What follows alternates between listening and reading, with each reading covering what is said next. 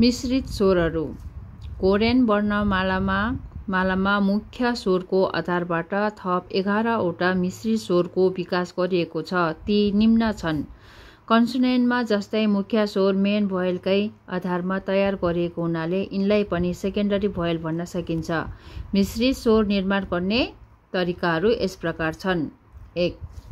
आ, या, अ, य। 4 वटा स्वरको दायाँपट्टि क्रमशः सबैमा ई जोडेर सुरुका 4 मिश्रित स्वरहरू निर्माण गर्न सकिन्छ। जस्तै आ प्लस ई यही, या प्लस ई यही, अ प्लस ई ए य प्लस ई यही।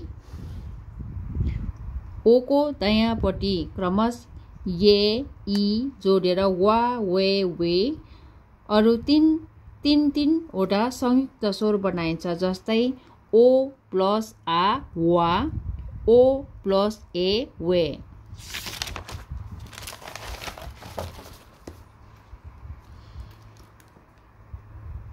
ओ प्लस ई वे।